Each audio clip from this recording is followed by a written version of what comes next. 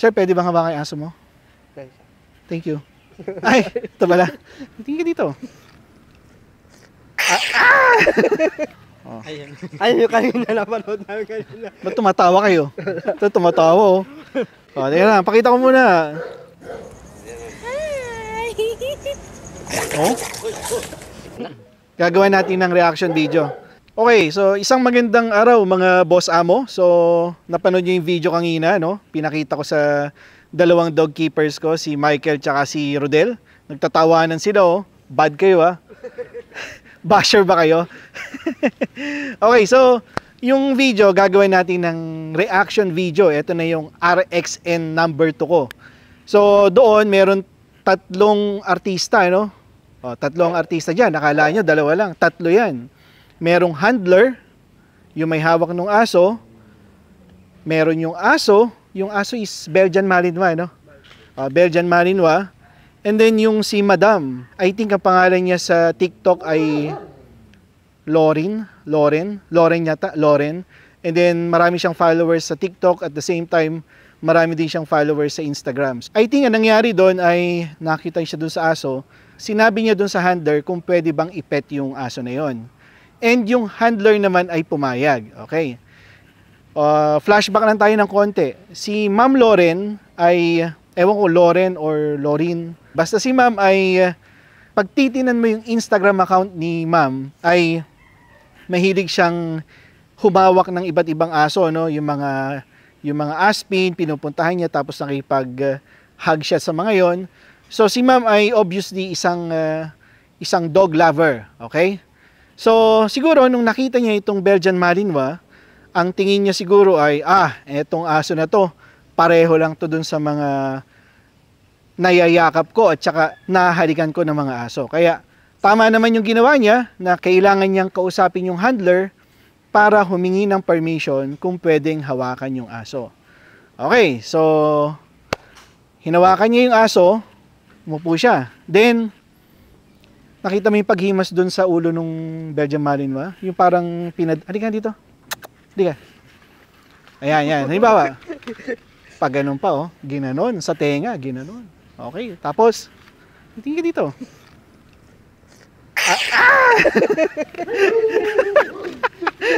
Tapos, ano pa no? Paghimas yung ganon, eye-to-eye contact with the dog. Tapos, makikita nyo doon yung aso ay parang nagtaka. Sino ba to? Parang gano'n. Gano'n yung reaction. Sino ba to? Yung excitement ni Ma'am, naipasa niya agad dun sa aso.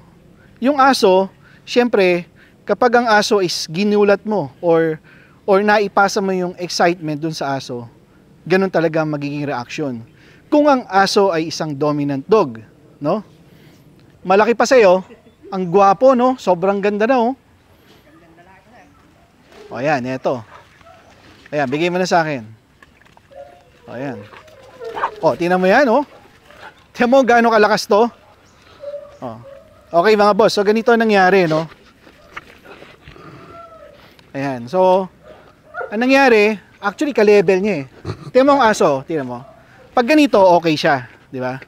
Hindi siya nag-act ng dominancy towards sa akin. Pero pag bumaba ako, ayan, tingnan mo. Ito may reaction na aso. Okay. Bakit ganon? Bakit ganon mga boss? Shh! Shh! Bakit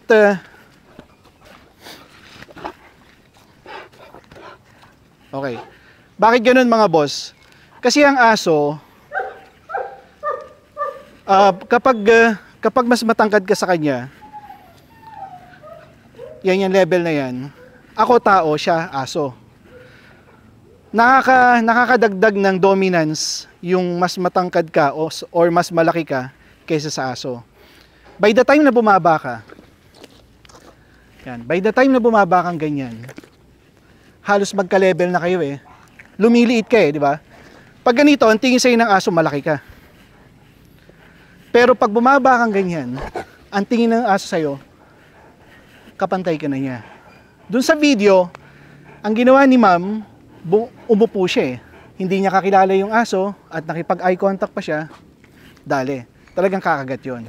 Okay mga boss, so doon naman tayo sa handler. Okay, yung handler, ayun na naman tayo Yung mga handler na yan, yung mga nagko-comment sa Facebook namin, sa TikTok namin, at sa YouTube namin, na kung ano-anong sinasabi sa supero.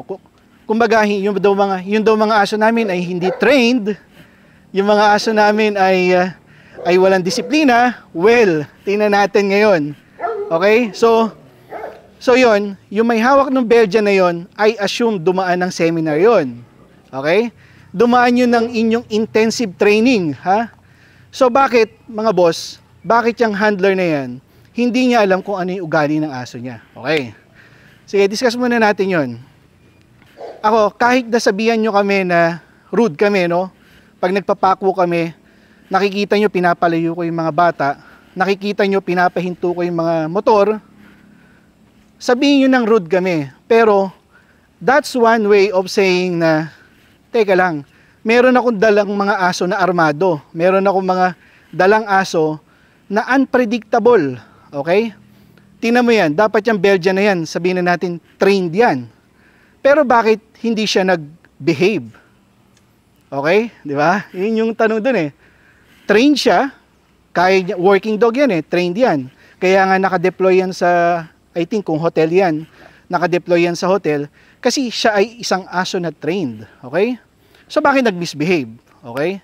Yun ang iniiwasan namin mga boss. Kaya yung mga aso ko, pag nagpapakwo kami, kung malapit ka sa akin at unstable ka, let's say excited ka, dyan ka lang, huwag kang maingay, huwag kang titingin sa mata. Yun ang sinasabi ko lagi.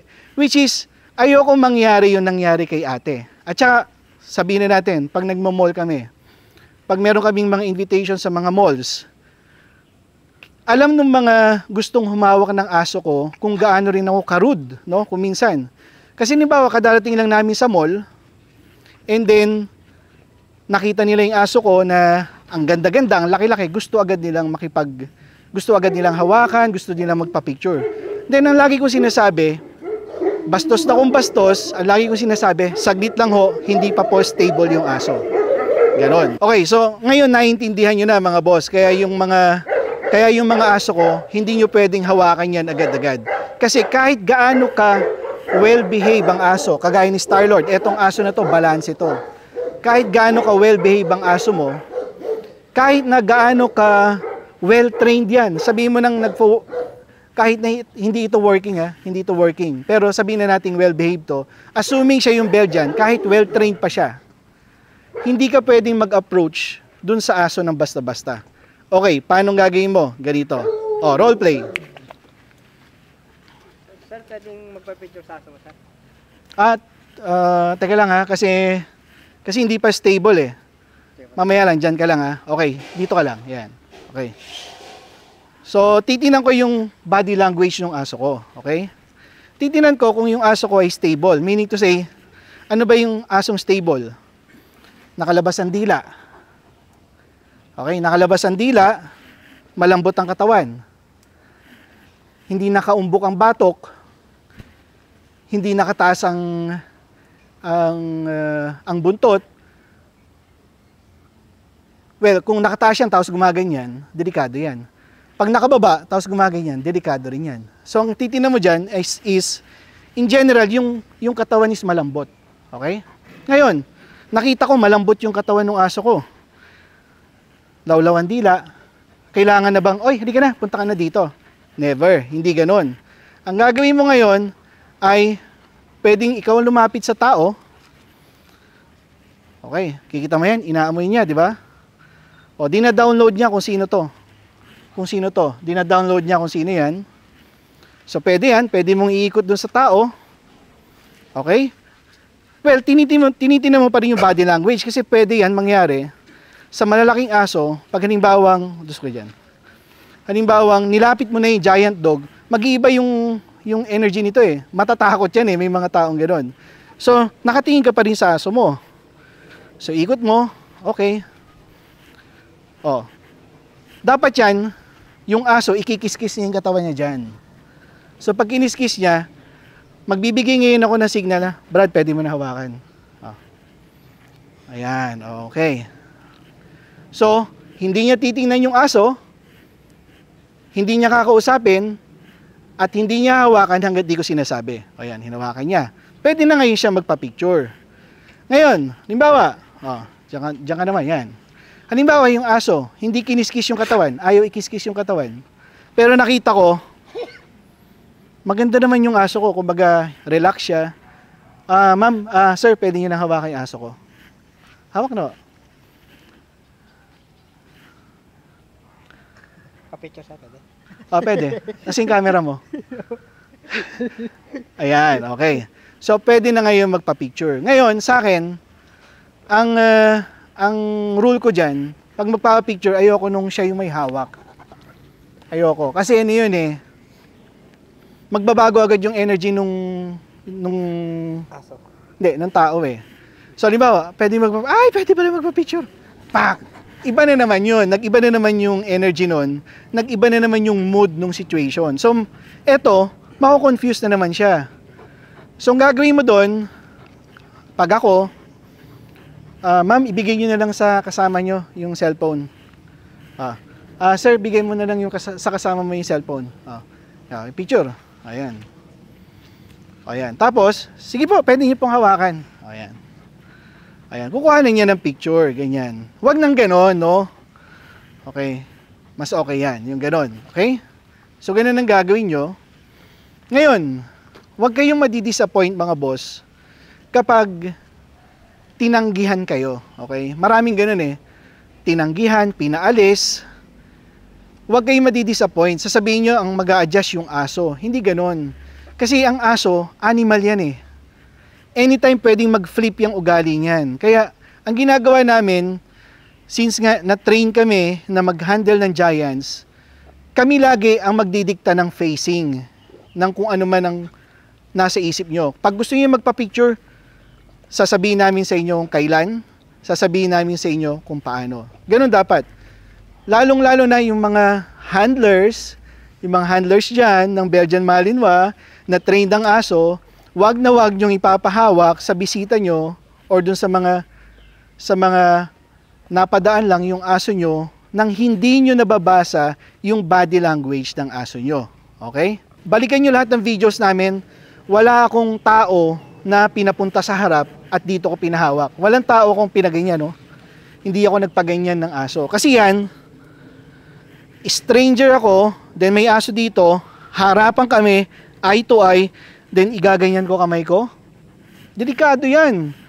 Halimbawa, hindi mo nabasa na maganda yung mood ng aso mo, then ginanyan mo ang kamay mo, meron pang gumagayan, Yan. Wag na wag niyong gagawin yan, lalo na sa mga giants, wag niyong gagawin yan. So, gaganyan mo. Mamaya, na-misinterpret ng aso, halimbawa, yung aso malakas ang drive. Igaganyan mo yung kamay niya, akala niya bola yun, idi sinagpang yung kamay mo, di ba?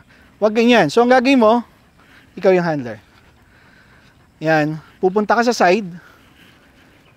Then, sir, pwede bang hawakan yung aso mo? Thank you. Ay, ito pala. So, dito may pipet. Yan. Okay? Kahit wag ka na magsalita, good boy, wag na. Kasi ang aso, kahit hindi mo sinasayad yung parte ng katawan mo sa kanya, nararamdaman niya kung anong enerhiyang meron ka. By the time na nilagay mo ang kamay mo dyan, natatransfer lahat sa kanya yon. Kung masaya ka, alam na niya na masaya ka na. Huwag mo na sabihin, good dog. Okay? Yan. O, tingnan mo, alam niya masaya ako ngayon. Tingnan mo naman si Star-Lord, feel na feel niya. Ikaw. Masaya ka ba ngayon? Hindi masaya to, Lunes Sa Sabado, masaya to. Okay, so isa-summarize ko lang. Pag nakakita kayo ng aso, maliit, malaki, sobrang laki, payat, may sakit, kung hindi nyo aso yon, huwag nyong hahawakan, huwag nyong titingnan, at huwag nyong kakausapin. Dahil kung may na-violate ka na isa doon, pwedeng mag-result sa kagat, pwedeng mag-result sa kalmot, pwedeng mag-result sa pagtahol ng aso. Ang aso ay pwedeng well-trained, pero hindi well-behaved. Yan ang tatandaan nyo. Lahat ng aso pwedeng marunong mag-sit, stay, lie down, play dead. Kaya nilang gawin lang lahat ng yon, pero hindi ibig sabihin sila ay well-behaved. Magkaiba yon.